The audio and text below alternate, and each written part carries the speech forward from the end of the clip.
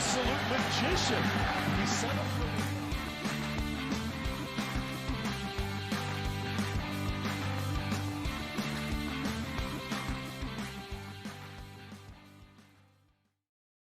Hello and welcome to another edition of Try Nunes is an absolute live stream. I'm here, as always, Steve Haller. With me, as always, Andy Pregler. How we doing, buddy?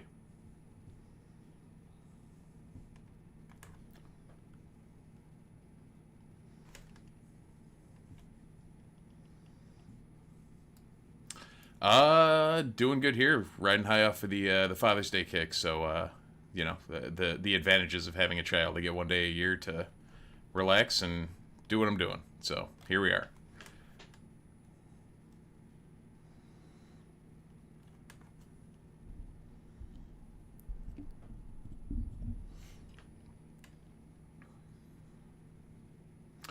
I cooked steaks last night, and then instead of sitting around watching sports, I opted to go sit on a boat today. So, yeah. Yep, worked out.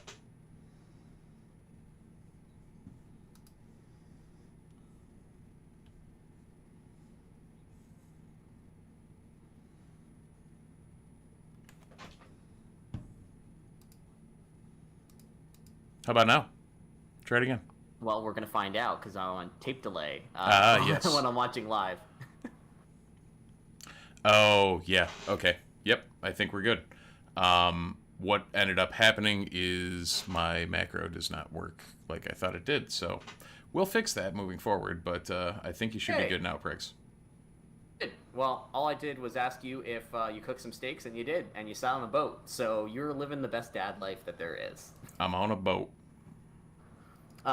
The other side of dad life is, I think, let's talk about Syracuse's ultimate dad, Jim Boeheim.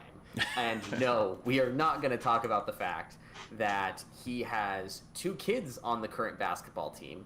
We're going to talk about how there is an alumni basketball team, which theoretically are also all of his children, if you think about it in a way.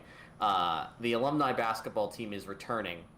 For those that don't know, because I have discovered that this is not common knowledge among the Syracuse fan base, there is something called the basketball tournament. It's basically a bunch of alumni from various schools get together. They try to win $1 million. Syracuse has done this for the last 6 years. This will be the 7th year, where Kevin Belby, a former student manager, organizes a team of your favorite former Orange people, and they try their best to win.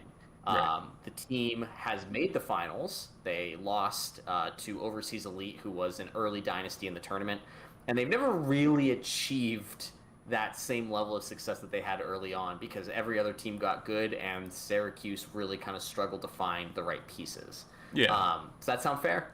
That's a solid assessment. I mean, they over the course have they've always brought a Syracuse good squad as that's like damning by faint praise. When I say Syracuse good, I mean it's the best pieces they were able to assemble with who's not playing professional basketball at the time. They have kind of been plagued over the course because they've stuck with pretty much SU alums. They've been plagued by the mildly awkward, oh shit, I signed a contract somewhere else, I can't play, a good number of times at this point. I believe that would be known as the Tyler Lydon and the Chris McCullough at various points. It's been a weird situation because it's always good to see these guys back in Orange, and I always look forward to it. But at the same time, you never know who's going to actually show up. Hopefully this year it seems like they've got a solid core, and I don't know if they announced the last couple of guys they were bringing in, but they did go outside the family, it looks like, which is probably solid for the pieces they needed to complete the puzzle. So, yeah, I mean, people that are 10 years out of playing the zone don't really quite, it's not something you can just pick up on the fly, even if you played. It's riding a bike, but it's like trying to ride a bike and then take a downhill course. So it's interesting because I think from a very basic, before we get it, we should actually talk about the guys on the roster, but you brought up a great point, which was very early on in this. The first few years of the tournament, there wasn't this worry about, oh, if you have a pro contract, you can't play. Then after this tournament got big, its success almost hurt it in a way because you couldn't get a lot of these G Leaguers. Teams started writing it into contracts that they could not participate in these extra tournaments. Yep. And so Syracuse lost a lot of those guys that were floating between G League deals, and that was what made the team so good. A perfect example is that I think O'Shea Brissett was pretty much top of everybody's list to play this year in TBT. He was floating between G League deals, and then the next thing you know, he's starring on the Indiana Pacers. And right. It's 0 to 100, and so, here we are. Yeah. The only constant among TBT is that Eric Devendorf will play. He has been on the roster every year, and every year Eric Devendorf will be the best guard on the roster when it comes to getting to the rim. I don't know how. I don't know why. But somehow Eric Devendorf, who does not play competitive basketball outside of TBT anymore, ends up being the best player on the floor for TBT. I think he's made the all-TBT team the last, 4 years that they've done a roster. Yeah, that's... Devo is like the ageless wonder when it comes to this, and I don't know if it's the weird Devo edge that he has of just, not giving two craps about anything and just going out and playing his game. He's pretty much my age, and he's still going out and doing this. So okay, more power to the dude. Is my favorite thing, and there have been a lot of really good TBT games, like some amazing comebacks and such, that we can dive into at another time. But the general vibe of the team is that it's usually Eric Devendorf who's going to be the emotional heart and leads the team by example, and then there's going to be some version of of a player that's going to step up. In past years, it's usually been a guard. Like Andrew White has been a really good player in this. He returns this year.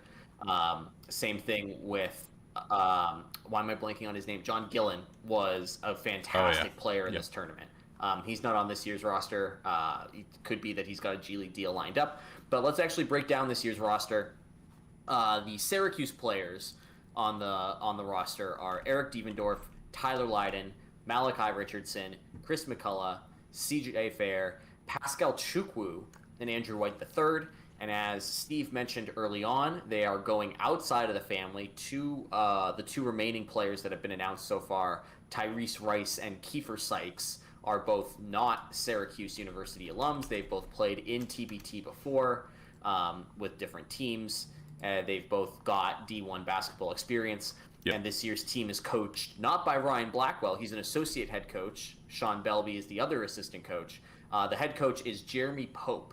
And if that name rings any bells, it is yes, he does have a Syracuse connection, although not via your typical Syracuse connection. It is through Mike Hopkins.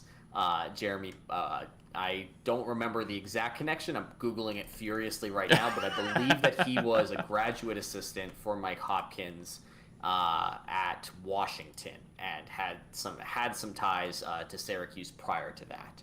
So this is an interesting team. I think that there's a lot of different things that you can dig into, but the big thing for me off the bat is that Blackwell is getting sidelined and being moved to an assistant coach role, probably because running TBT is not necessarily like a full-time job, but it's really hard to get these guys run practices and be an authoritative figure when you're also their friend, outside of the court.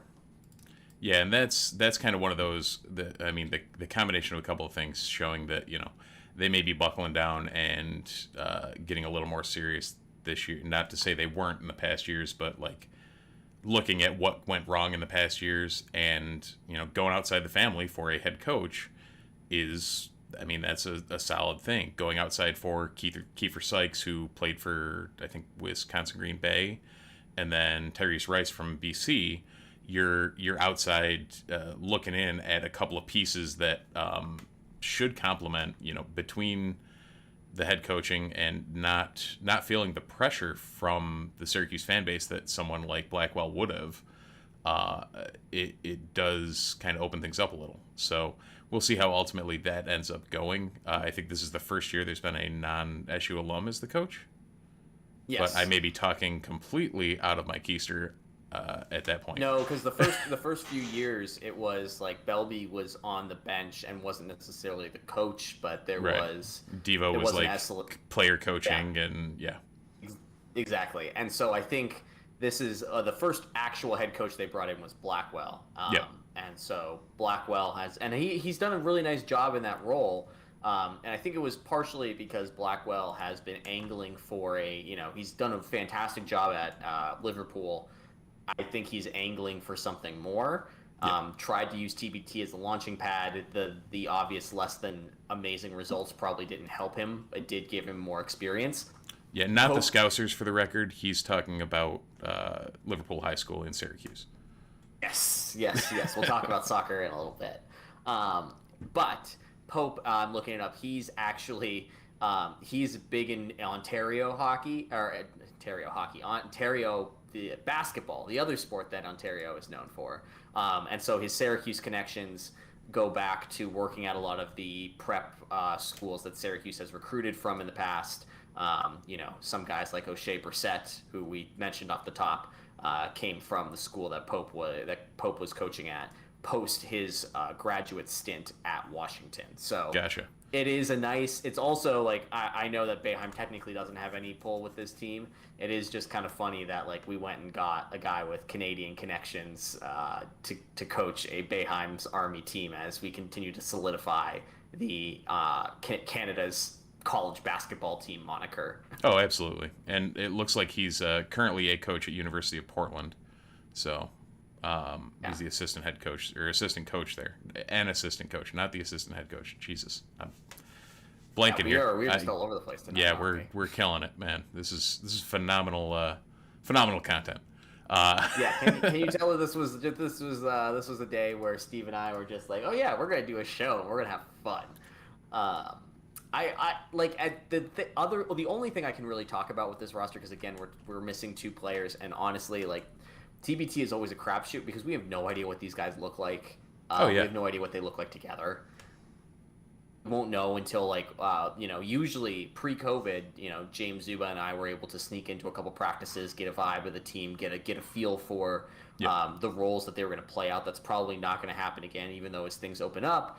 It's because Syracuse is going to be in the Peoria, I want to say Illinois, but I feel like it's wrong. I think it's further out than Illinois. They're not going to be playing in New York or DC, which is what they've typically done, or Syracuse for that matter. Yeah, exactly. So this is going to be the first time that they're a true road team, and as that happens, they won't be as protected as they've been in past years, where the tournament basically ensures that the home-seeded teams get easier matchups. Yep. So do I think that they still will try to protect Boeheim's Army a bit and give them a higher seed? Sure, but like this tournament, outside of the bottom seeds, pretty much everybody is equal and anything can happen. So it's come a long way in the last 7 years or however long it's been going on. Yeah, I'm cautiously curbing my pessimism just because I don't want to be that guy, but like I have a really bad feeling that like one bad matchup and this is a one and done team just because they're going to need to we don't know what they look like, and it's tough to keep hedging on that, but we really won't know until that first game, like how this team flows and how this team wants to flow. Right, and you break down what they've got. I mean, guard-wise, you've got Devo, you've got Rice and Sykes, who yes, we all watched Rice play, but we don't really, it's not like anybody scouted him or knows exactly what his deal is. Same thing with Sykes. And then Richardson. So we got two known commodities and two unknown commodities, and, who knows if Richardson plays the two or the swing or whatever, depending on how this team lines up. And then you got, Fair and White as your true swings, Leiden, McCullough, and then Chukwu in the center. So who knows what the hell, like, that's as close to a breakdown as you're going to get for what we've seen so far. It's like, yeah, there's a lot of pieces. How they're going to flow on the court, like you said, is just, it's a mystery at this point. There's a lot of talent. Yeah, and I will say the one thing that I think is interesting is that center has always been an Achilles heel for this team. They've typically done better when they've gone small, or they have an out of this world performance by the ageless wonder Hakeem Warwick, who is no longer on the team because Yep. age did finally catch up to him. And I think getting someone like Chukwu is interesting because Chukwu's young compared to a lot of players on this roster, and he's definitely not been doing a whole lot professionally. That being said, in this kind of role, if they're going to go out and play zone, all he kind of has to do is just stand by the rim and be a rim protector. They're not going to Right. ask a lot more out of him. And even that is something that has really defined TBT, where if you have a halfway decent rim protector, you can get pretty far just because most teams are looking to play the NBA style of shoot or layup. And if you can stop the layups, you really limit what teams can do. Yep. Absolutely. And that the giving up easy bunnies at the rim has been, a bone to pick with squads in the past. So if we can prevent that, like you said, if Chukwu can just take up space, he's probably going to be okay. If McCullough can acquiesce to also just taking up space, we should be okay. I think as we get closer and we get a finalized roster, because apparently they mentioned there's more to come, so we're probably going to see another couple of names pop up as we get closer to a finalized roster and as we get closer to the tip. I think you're probably going to see a little more content out of us. I know from the site, but from us on the cast as well in off season mode. So TBT turns the off season into the season. So it's nice to see some of these guys back in orange. It is always just from a business standpoint, they did a really good thing, which is they start up after the NBA postseason is ended. They really hit that sweet spot of the only thing going on is baseball. Even in this kind of year where there's a bunch of soccer tournaments going on that have got people's attention, like they'll start playing games when the soccer games end, the international ones that is, and they really fill a void. And as a college sports blog, normally that is the deadest of dead times. Having something to cover is a really nice welcome, just Yep. breaking up the monotony of figuring out what the hell we're going to do in the off season. So thank you, TBT. We appreciate it, and be on the lookout.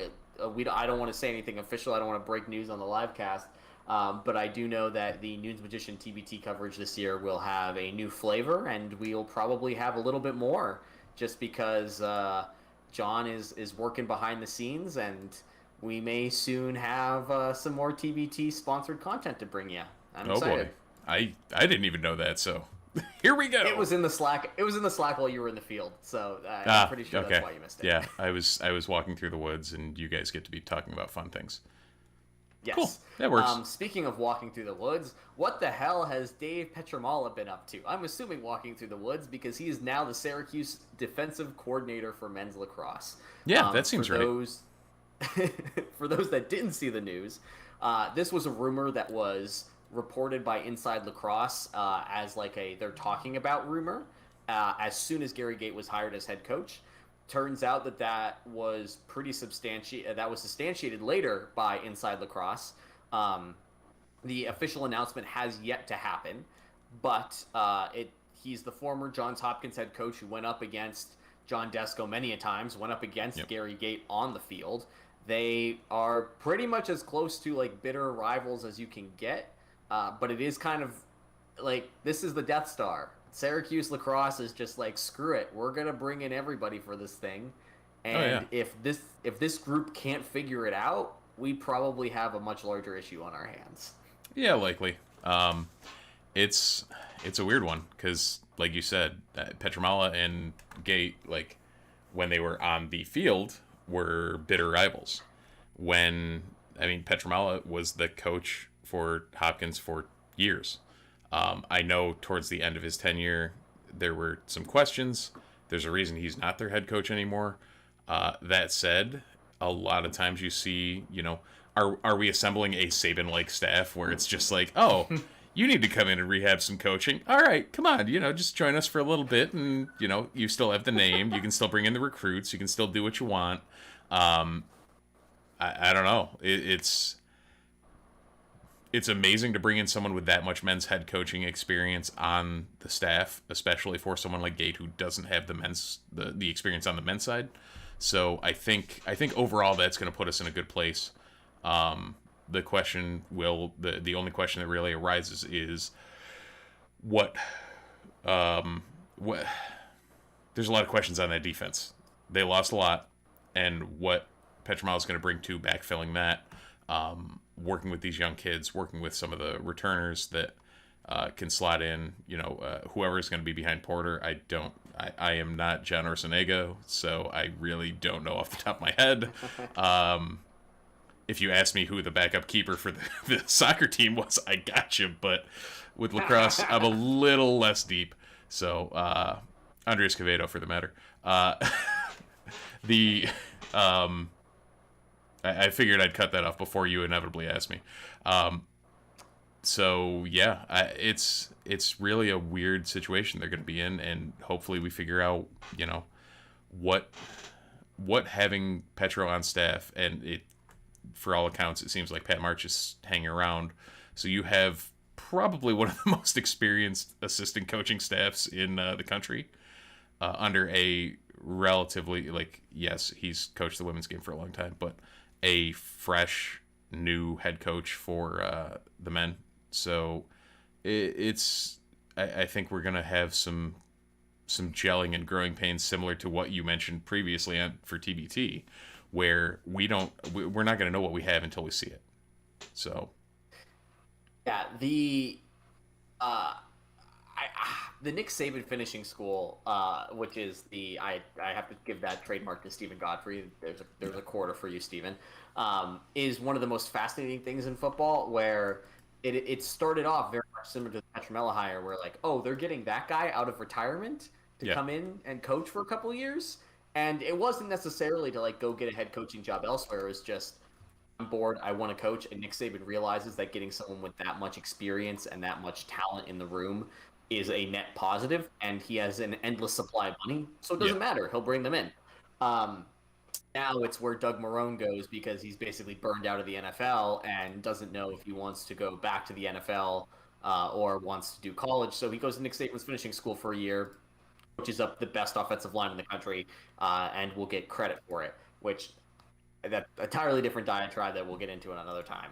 But I'm this sure we all will. being said, the Petro hire definitively does one thing, which is signal to the fans, signal to the boosters, signal to everybody that Syracuse is not just in a win now mode. You talk about this with professional teams a lot, are they win now, or they rebuilding, or are they somewhere in the middle?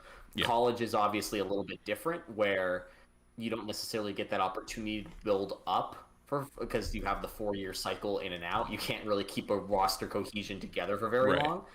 But I think that there was some valid concerns that when Gary Gate came in, would there be a period where the men's lacrosse team is kind of allowed to find their way under Gate?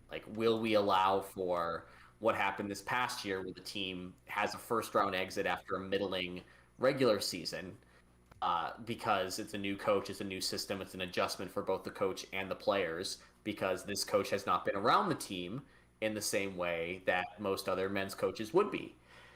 And this hire definitively says, no. We did not bring this guy in to finish middle of the ACC. This is a hire that says the floor is a conference title game appearance and a deep run in the NCAA tournament, which is bold. I think that is interesting, considering all the baggage that Gate comes with, which is mostly having not been a men's lacrosse coach in a very long time. But I like it just because I feel like Wildhack, for the most part, has played his entire tenure at Syracuse very conservatively. Babers got the extension as soon as the 10-win season happened. Boeheim was given the extension with the assistance as soon as Wildhack came in.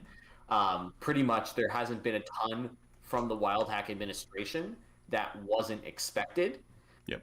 And this is the first time where it kind of feels like he's saying through the allowing of the money that it probably took to get Petro in the door, I'm willing to put my chips on the table here and push for something, because we really haven't seen them say with men's basketball or with football that there is a certain standard that needs to be hit.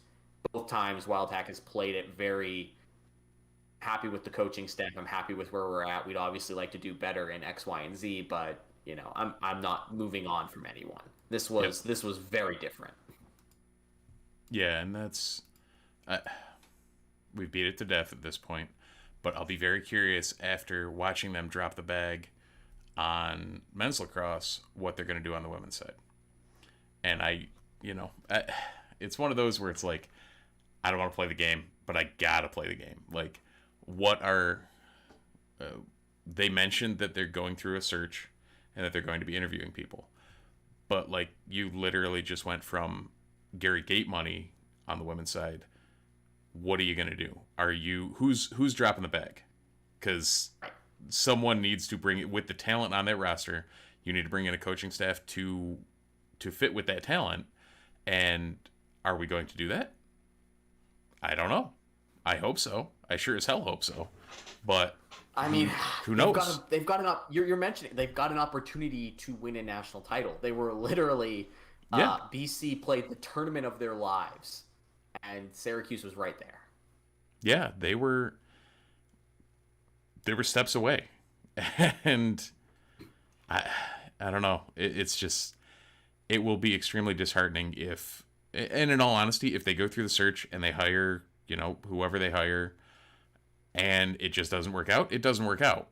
But if it's like, if they end up leaving something on the table and could have gotten someone else and just didn't go with them because of the money thing or because of a fit or whatever, I don't know. It's going to be a weird one. So here we are, and we'll be keeping people updated on this one, I'm sure.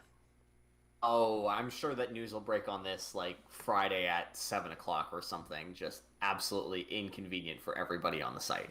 Or a Saturday at 7:30, like the Gate news dropped, and we're just like, oh, guess we know what we're talking about today. Here we go. So keeping with the Olympic sport theme, guess what's happening this year, Steve? It's the Olympics. Oh, weird. I know. Obviously, the Tokyo Olympics got postponed due to COVID. They're still happening this year. Do your own research into the different protests and the reason why some organizers feel like it shouldn't be taking place in Tokyo. Lots of different things. But for Syracuse, there are a few names who you might actually see in Tokyo. Evan, as always, basically gave us an update on the different alumni who are looking at finding a spot in some country for the Tokyo Olympics. So I'm going to give you a brief rundown, and then we'll talk about the one dude who we are going to talk about for the Olympics. And I think we all know. I think, Steve, you know exactly who we're talking about. And if you follow the site and our track and field coverage, you know exactly the one guy we're gonna focus in on. But triathlete Katie Zephyrus. No idea. She is competing for the United States in their trials for the triathlete. The track and field trials began on Friday in Oregon, and Syracuse had 5 alumni competing. Martin Hare, former cross-country standout. We had Freddie Critton and Jared Eaton in the men's 110 meter hurdles. And then in the women's 10,000 meters, we had Sarah Pagano and Paige Stoner, former cross-country award-winning ACC record-holding runners, are both going to be there. And then Sabrina Sutherland, who is Sabrina Sutherland, who is James' sister, is actually the favorite in that event. She is not a Syracuse graduate, but it is another fun Syracuse connection there. If James Sutherland is cheering on his sister from Tokyo, that would make us all happy. There is a few rowers who are competing. Laura Herf and Jess Jecko are part of the U.S. national team roster. And then Haiti Taylor has qualified for the British 4-boat rowing qualifier. So congrats to her. We look forward to seeing her at the Olympics. And Jenna Clara is on the Canadian softball team. She is on the roster that they will be bringing to Tokyo, so we'll see if she gets any game action. But the big one that we are talking about is Justin Knight. If you have not been following Kevin on Twitter, I suggest you should. But Kevin has been following a lot of the stuff that Justin's been doing, and he has been setting personal records that would be very easy qualifiers for the Olympics over the past 6 to 8 months in the post-COVID track and field run. He is going to be going for he set his PR in the 5,000 meter, and he'll be going to Tokyo representing Canada in that event. Now he's trying for the 1,500 meter. So that will take place later this week. So we still got to wait on seeing if he's going to go to the Olympics for 2 different events for Canada. But according to a brief conversation I had with Kevin, his times are not just get to Tokyo level, like they are fringe podium level. Which I will have to get Kevin on to talk about the history of Syracuse athletes in professional track and field. But I do not know if Syracuse has ever had an Olympic medalist in an individual sport. There might have been. No, she didn't end up. Okay. A rower, strangely enough, from my hometown went to the Olympics, and that was on the crew team for SU, and I don't think they medaled. So I don't know. I think they finished like 4th or 5th. So much for that. Yeah, the only one that I kind of know that I think happened, or that might have gotten a medal, was that I know that the Syracuse wrestling team, the men's wrestling team, which was for years a powerhouse, sent some wrestlers to the Olympics, but I do believe that none of them won individual medals. I think that they might have won team medals for the United States. So that's something I'll have to do some digging on. So I found it. And oh, you did? Yeah. So Stephanie Marty, women's ice hockey, won a bronze in Switzerland in the Sochi Games. Tom Darling rode in the '84 Olympic Games and won the silver. Thanks, Google. This is great. It's right on Cuse.com. Anna Goodale, 2008 Beijing Games rowing, gold medal. A silver medal for Natalie Mastriacci. I'm probably butchering all these names. You're welcome. Helen Tanger rode for the Netherlands and had a silver in 2008 Beijing. And Phil Wedden was actually on the gold medal Beijing Games squad, the former soccer coach for the women. So fun. Did not expect that. Oh, so these are all, there's some stuff way back in so far, right? Yeah, there's stuff way back in 1928 for track and field. There's a couple of gold medals in 1928.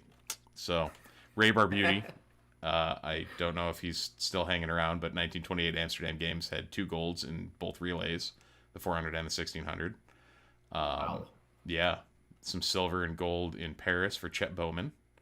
Marty Glickman had he competed. He did not. I don't know why that name sounds familiar. There's got to be some other besides track and field. There's a Marty Glickman who's very famous, and I don't know why am I. He was a broadcaster. If he was around a long time ago, then 1936 Berlin Games, he was scheduled to compete in the 4x100 relay, but did not compete. So. Yes, he was. Oh my gosh. Yes, he was a sports broadcaster for the Knicks. I mean, I'm sure that there's tons of people who already know this.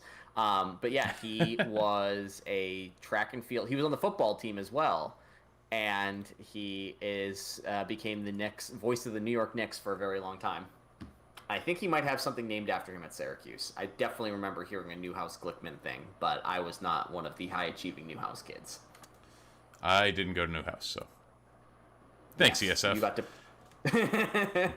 And look at us both here doing a live stream. We made it. There we go. Wrestling, there were a couple, as you mentioned. Chris Campbell in 1992, bronze at Barcelona. Jason Gleesman from my hometown, I have to mention, from Boonville, New York. 1996, did not medal, but he participated. I just had to throw him in there. And then there was a silver medalist, Jason Morris, in judo, not Greco-Roman. So, all over the place. there are some individual medal winners. I love it. Thank you for fact checking me on this. I think it's always fun to see a really good Syracuse athlete. And it's also really nice that Justin is a big Syracuse fan. Oh, yeah. He shows up at I think he's based out of Virginia.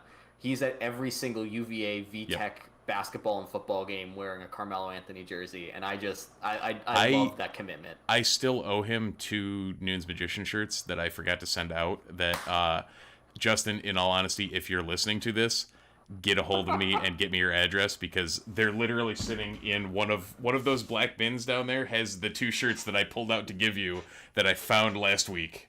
So I shit you not. Send me your address. They're in the mail. Yeah. Oh my god. Welcome to the podcast. Wow. This is what happens on the live cast. There we go. Of note, also, this year, Ashley Twitchell, who is a Fayetteville Manlius native, is going to the Olympics representing the U.S. for swimming. So there's no SU connection. She actually went to Duke. Strangely enough, younger sister of a former wide receiver that I played at Union with. The weird webs that are woven in random athletics. But yeah, so there is another Syracuse connection. The city, not the school. So there we go. I was gonna say I think basketball is a summer Olympic game, right? And yes. I would assume that Breonna Stewart, if the women's basketball team will include WNBA players. Oh, I'm sure. I would assume that Syracuse native will be on the team as well. Cool. That actually killed way more time than I thought, because we still have 2 more things to cover that I mentioned on the rundown. The Athletic published their state of the program. If you follow us for your football coverage, there was nothing really new or surprising of note that was actually reported. It's a lot of the same breakdown. It's the Athletic's state of the program articles are hit or miss because they are coming at you from a 10,000-foot view. And I think, Steve, the only thing I really have to ask you is that it seems like, and we'll kind of go off of this with Stephen Godfrey, who we mentioned earlier, went on the Split Zone Duo podcast earlier this month and did his anonymous coaching. I don't want to call it gossip, but that's what they called it. So right, it's what he does. Godfrey does this every year, and it's always good. Yeah. Well, it's always interesting. It's not always good depending on who the coach is they're talking about, but. Yeah, and so he basically surveys a bunch of his coach contacts, and he gives them anonymity, and he publishes that for Athlon in an article about hey, this is what coaches are saying about each program. Yeah. And so they played a game where they basically read the quote, and the Split Zone Duo guys had to figure out which team they were talking about. Long story short, Syracuse gets name dropped in the ACC section. One anonymous coach said that Syracuse is the ACC program most likely on the brink of collapse, which is in terms of firing the head coach, completely revamping, starting over from scratch, X, Y, Z. So I think, Steve, I have 2 questions for you. And the first one is more along the lines of Dino Babers' job security. There's a lot of people who do not pay attention to Syracuse on a day in, day out basis who recognized that Babers was offered the big extension during the 10-win season. I believe he was offered it during and signed it almost immediately before or after the bowl game. It was very close around there. Yeah. And I believe Chris Carlson then followed up and looked at the reporting. He's making somewhere in the neighborhood of $3.5 million total compensation, and that does not include what I'm assuming is a pay raise for all of his assistant coaches as well. So Dino's making some good cash, and that makes his projected buyout probably very high, and that's why Syracuse cannot financially move on from him anytime soon. Right. That being said, it's college football. If they really want to get rid of somebody, they will find a way to get rid of somebody. Is a 2 or a 3-win Syracuse season going to get Dino Babers fired? Because I feel the answer is no. I am running into a lot of people who are pushing back on that idea and saying that kind of season is not good enough this year. Yep. This is the question where I break Steve. There's one every show, and this is it. Yeah. This is the Steve needs to collect his thoughts for a second before he runs down this rabbit hole. A lot depends on the 2 or 3 win season. So I think the books have set the over under at 3.5. Yes. If I remember right. Personally, if I'm a betting man, I'm taking that over. I'm not a betting man, but yeah. Went to New York later this year. Yeah. So, I'm talking to you of all people. Yeah. The guy who works for a gambling company. Right, exactly. The I don't know. I'm taking that over just from knowing inside the program. A lot of what that 2 or 3 went for one. Backing it up, the schedule is rough. If we had the projected schedule from last year that we were supposed to have pre-COVID, I would say a 2 or 3 win season, and he gets canned last year.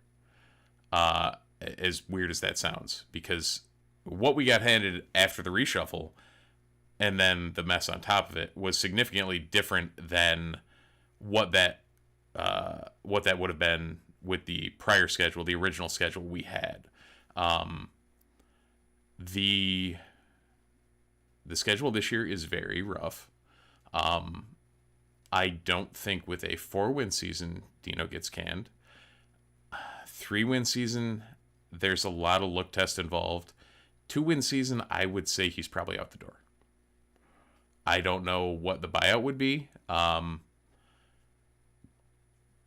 Who knows where exactly that ends up going.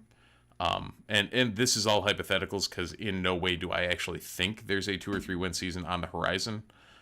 There is always the possibility of a 2 or 3 win season, but the way things are shaping up, you could very easily see a 6-win season or a 4-win season. And there's a lot of coin flips that could make it an 8-win season or a 2-win season. And I don't know. Until we see more coming out of camp, or until we hear more of every other program in this stupid conference. And I say stupid in the sense that nobody, there's Clemson, and then there's 12 other teams that are just like, okay, we're all about the same. Yeah, and it's the as Bill Connolly put it, it's the cul-de-sac. There's the mansion. Oh yeah. And then you have a bunch of people that live around the cul-de-sac, and a couple of them think that they're in a mansion, but right. They're not. and yeah, there's we're not sitting at the rundown shack anywhere. Even after the 1-10 season, I think we're on the we're heading out of the cul-de-sac, but we're not we're not over the river and through the woods at some beaten down shack. So I think yeah, a lot of that middle's going to beat up on each other, and hopefully we can be on the right end of that beating up of. Yeah, I'm good at words. Yeah, I don't know. It's just you give me these weird ass stupid questions that have no answer. That I don't know. It's like you said, we're the therapy podcast. The I feel this and I think this, and yeah. For anyone who's still listening, good luck on trying to figure out what's going to happen this season and whether or not a 2 or 3 win season could get Dino Babers fired. Because ultimately, to bring it back to what you were talking about, there is a buyout associated with this. And what that buyout is, we don't know. It could be too much, especially with the dome renovations, with everything else SU Athletics has going on. It could be too much to swallow. So who knows? I don't think it'll come to fruition, but if it does, don't be surprised if Dino's here another year. It's not an easy situation for the amount of zeros that I'm sure they would need to spend to buy him out. Yeah, I think that Dino is the Syracuse head coach in 2022 no matter what, for 2 reasons. The first is the financial. With COVID, Syracuse and some internal conversations that I've had have been very upfront that the pandemic impacted their bottom line in a lot of different ways, especially in the athletics department, which is kind of separate from the rest of the university and relied on gate of basketball and football to supplement a lot of expenditures that they typically do. So going to Severud and going, we need an additional X amount of million to buy this coach out, and then another additional million to pay the bonuses that are associated with bringing in a new head coach. Right. I don't think that's going to be a conversation, and I don't think that there's any cheap hires that would take the Syracuse job. I think a lot of people would want to look at Sean Lewis, and I think Sean Lewis would say, let me helm this bad MAC team for another year, get them to a bowl game. I can probably get a better job next year, unless you are going to give me the job security that you just gave Dino and fired him for. And so I think that there's going to be there's just too many forces at play from a financial standpoint. And if he doesn't say that, you're coming in to SU and they still have to talk to Kent State and say, hey, we got to pay you a lot of money to let him come here. So you have to pay the buyout for your current coach plus the buyout for whoever you're trying to hire. Not a great situation if you're looking at, the dollars and cents. Exactly. And so that's the financial side of it, which is really big. From the more philosophical football side, Bill Connolly, back in the good old days of his podcast that he did with Stephen Godfrey, had this thing called proof of concept, which is that the toughest part about being a head coach at a Division I college program is that you have a philosophy and you have to have a fundamental idea of how you're going to build your program. And that can evolve over time, and the best coaches continue to evolve that philosophy as they grow wiser and adapt to the ever-changing landscape of college sports. Mm-hmm. But most coaches, when they get hired, do not have the opportunity to ever show a proof of concept because they're in and out within a 2 to 3 year window. For the most part, that's what coaches are given. Laid out a successful proof of concept for Syracuse football, which is they're going to be, talent-wise, top 45 program. We're not a top 25 school. We were not, a bad team, but, we were typically under the Doug Marrone years, and under the Scott Schaefer years, even the bad ones, they were, somewhere in the 60s and 70s. Yeah. So going up to 40 is a jump, but not that big of a jump. But they took advantage of the fact that the ACC is a hodgepodge of mediocrity. They took advantage that they were able to utilize offense and quarterback to win games, because that's the way that football is played and built towards these days. The defense did not need tremendous talent. It just needed talent where it counted, which was in the pass rush and in pass coverage.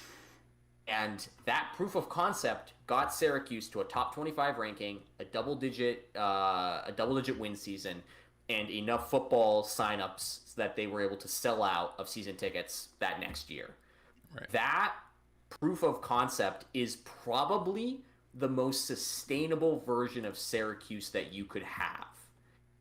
And I do not think if you're John Wildhack, you can fire a coach who has shown you what that proof of who has shown you a proof of concept and has said, this is what I want to do, this is what we should do, and we did it. It's going to be really hard to get somebody else in there, because I'd like to remind people, even Doug Marrone didn't win double-digit games at Syracuse. Right. His teams were really good, probably better than the Dino Babers teams, but at that he was in a Big East conference that was worse than the ACC. Yeah, and they basically were able to show that, like you said, it's Clemson and everybody else. If you can just get those coin flips against everybody else, you're going to look a lot better than you actually are, and that will elevate everything around the program. So I think it's really tough to look at Dino and say, you are one of 3 coaches in the last half century to have success here, this level. We're going to let you go after a season that was decimated by injuries, pandemic season was decimated by injuries. Yeah. following up a 10-win season. I don't think that you can, as an athletic director in good faith, look at just a general bad season with that amazing peak that they've had and say, I'm not going to let them run it back at least one more time. Because if you get somebody else in there, you're just going to burn it to the ground anyway for a year. And if you look at it, like if you go back and look at that 10-win season, probably should have been an 8-win season. The season after it could have been a 4 to 6-win season, whatever. Like, you know, it ended up a 4-win season, but it could very easily have been a 6 or 7-win season. Like there's float in there. Last year, you know, you ended up with a 1-10 year, probably could have been a 4-win season. Like and with all the stupidity that happened during said 1-10 season, there's a lot of what ifs, and while Marvel is diving into them later this summer, we've tried to cover them for the last couple of years, and it's a weird, like, the look test to me doesn't really scream what the results are. I don't know if that makes sense. Like, you see the national guys, and I understand, like, even Bill C this year was saying that, you know, SU has like a cap at a 3-win season or whatever. And when you go from the look test, like, he probably saw the Notre Dame game, maybe the Clemson game. That was probably it. When you look at what this squad has done from the quote unquote inside, and someone who watches them week in and week out and was like following camp and following spring practice and that sort of stuff, it seems like a team that is passing much more of the look test than what the national pundits are giving them credit for. So I think this should be moving forward. Hopefully some bit of change in the positive direction for them. So we'll see how that goes. I'm still banking on taking the over on the money line. If it's 3.5, I'm taking the over. Yeah, I think that there's.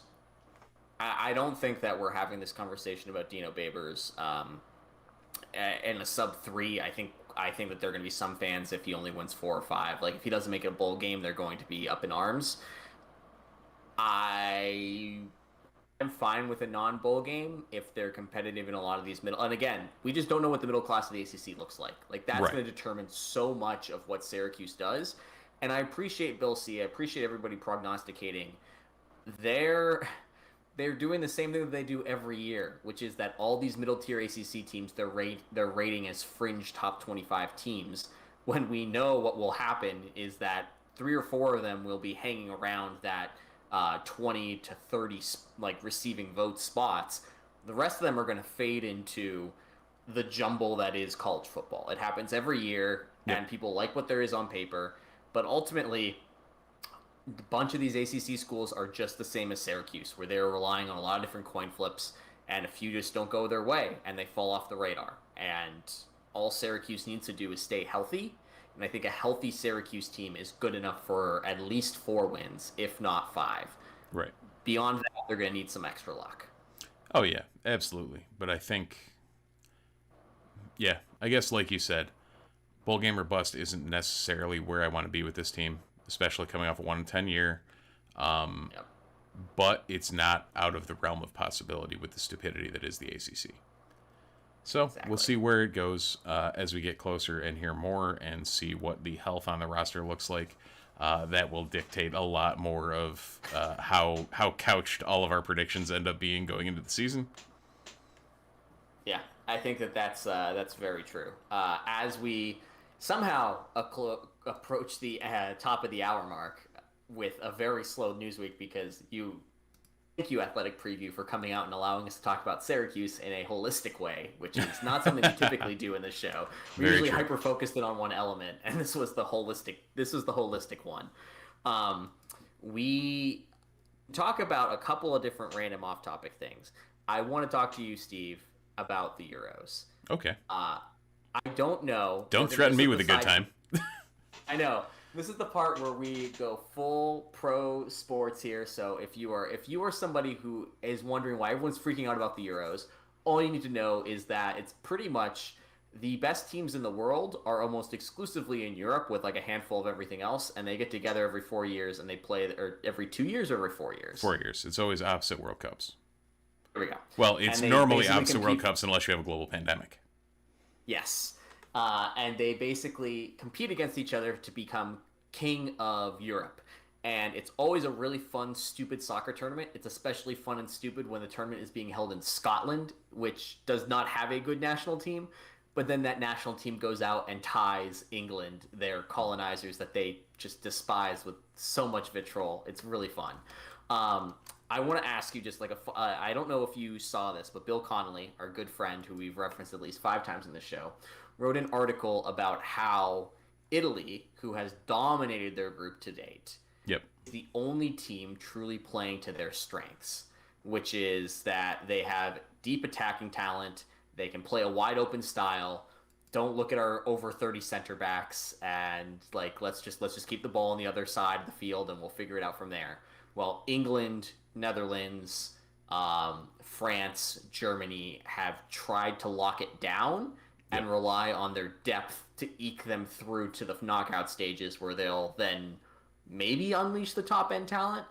To me, the whole tournament has been a little bit lackluster just because there seems to only be a few teams actually trying. And I'm wondering wait till if the round this of 16, buddy. Wait till the round of 16.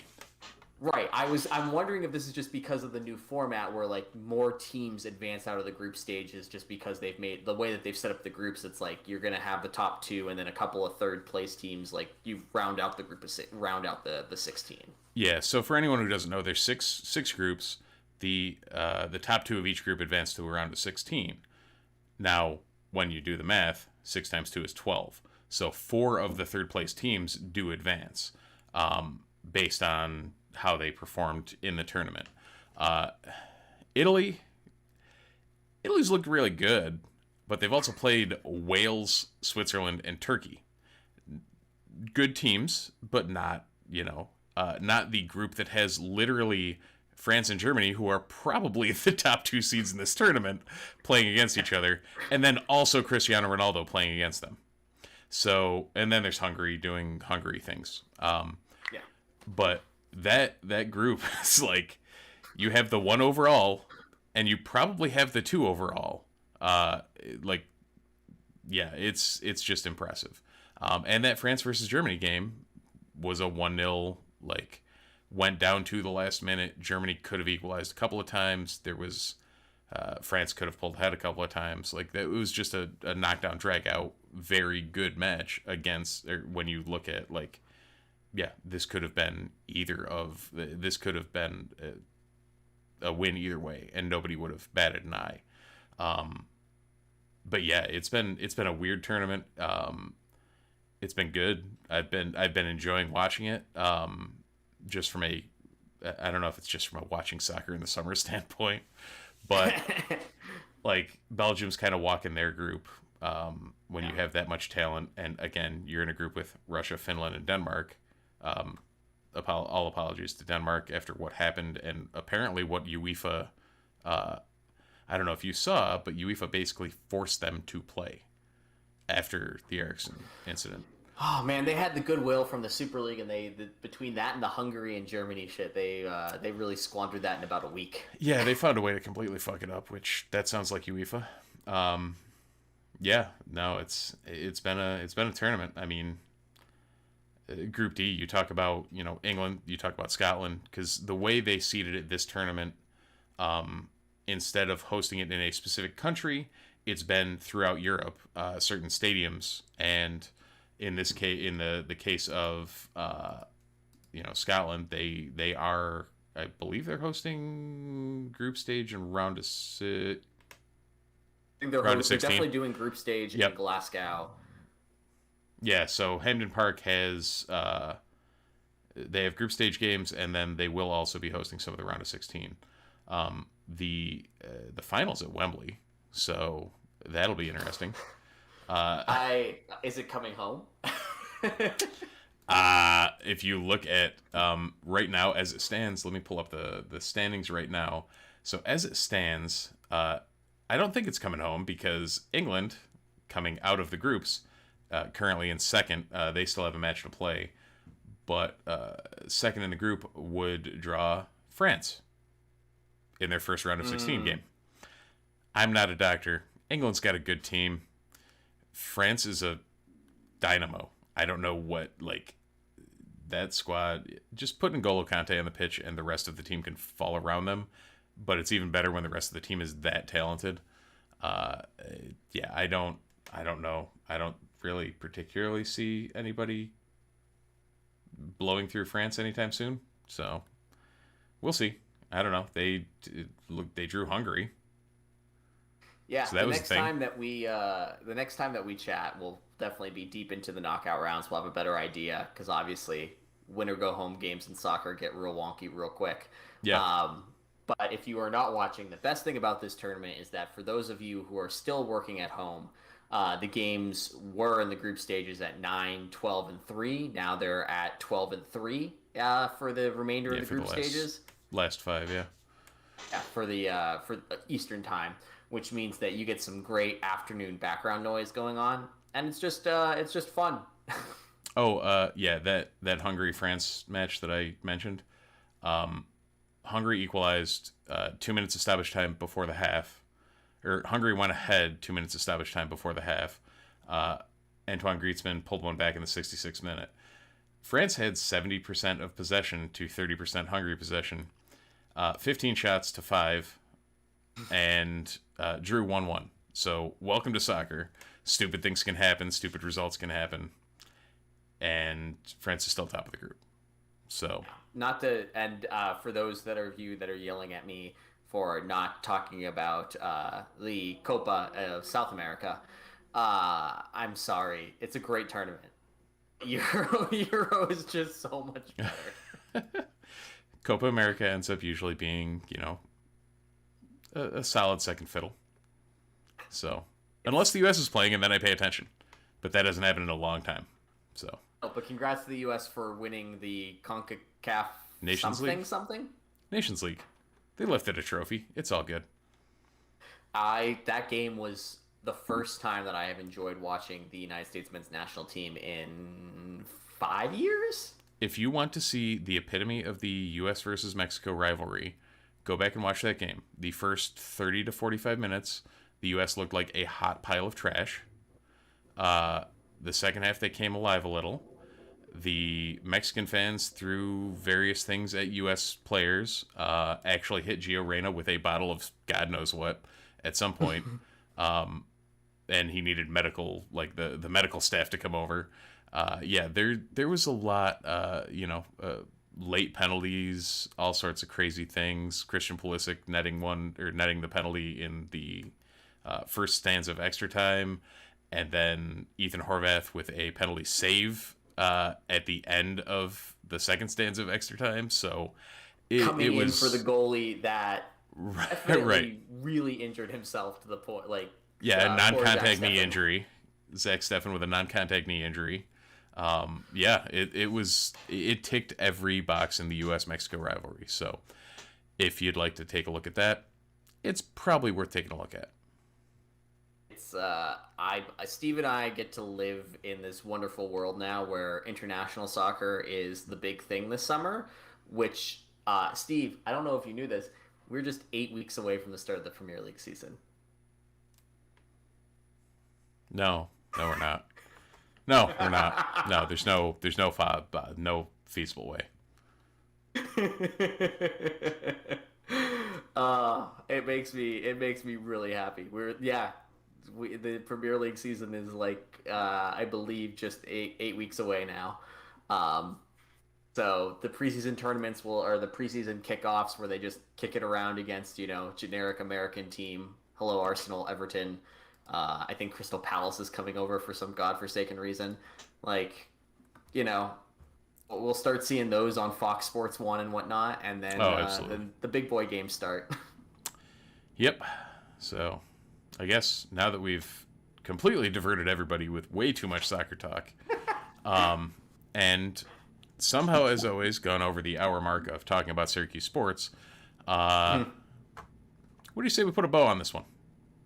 I think we should put a bow on this one. I think that if you are watching this live, thank you so much for spending your Sunday nights with us.